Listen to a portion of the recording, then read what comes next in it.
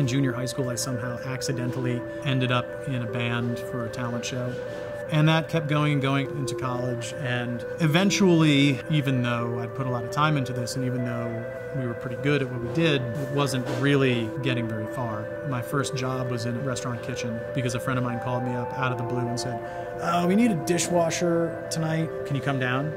And then in my mid-20s, I started recognizing that every time my band played, I lost $25 to $75. And then I would cook in a restaurant and people would give me money. And it seemed like eventually I either need to come up with a better plan or I needed to work in a restaurant full time.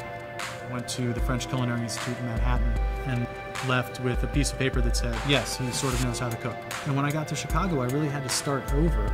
I had never intended to go from being the chef of an 85-seat restaurant to a banquet cook.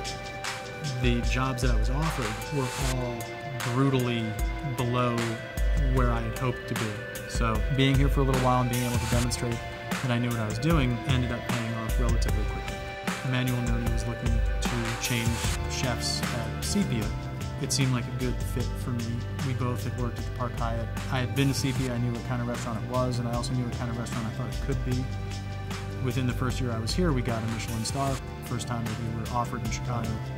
Having a Michelin star is important to me. It's a validation of the work that we do on the one level. We always seemed like something was unattainable because for a long time Michelin didn't even want to consider America. And then they came to New York, and then they went to San Francisco. And when they finally got to Chicago, it was certainly not something that we expected at Sepia at the time. I first became aware of Staub when I moved to Chicago, and I started to see a lot of it used as service pieces. Because of its great oven-to-table finesse, whether they're round or oval or whatever, they make incredibly good braising pots. And one of my all-time favorite things is braises. Having cookware that is specifically designed to enhance that cooking technique is going to be really appealing to me.